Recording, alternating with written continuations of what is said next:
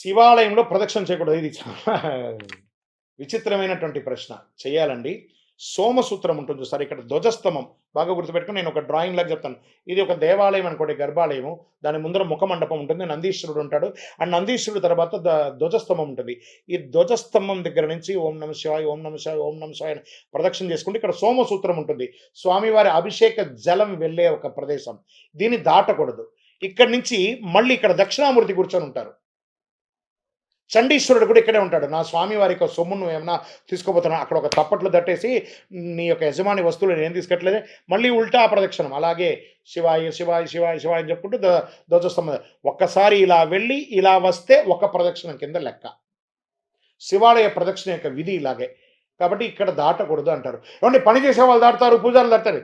పని చేసేవాళ్ళు వాళ్ళు శుభ్రం చేసి మీరంతా వచ్చేటప్పటికి చేస్తున్నారు. ఇలాంటి వ్యంగ్యంగా ఆడకుండా ఇది అడిగిన ప్రశ్న ఏమంటే చేయొచ్చా చేయకూడదా? 100% చేయాలి. ధ్వజస్తంభం టు సోమసూత్రం, సోమసూత్రం టు ధ్వజస్తంభం ఒక్క ప్రదక్షిణ కింద లెక్క. మీరు ఎన్ని ప్రదక్షిణాలు చేస్తారు, ఎన్ని చేయాలనుకుంటున్నారు చేయండి. ప్రదక్షిణ కూడా ప్రదోష కాలంలో చేస్తే, అంటే సంధ్యా సమయంలో చేస్తే ఇంకా విశేషం అంటారు శివాలయంలో. విజయోస్తు.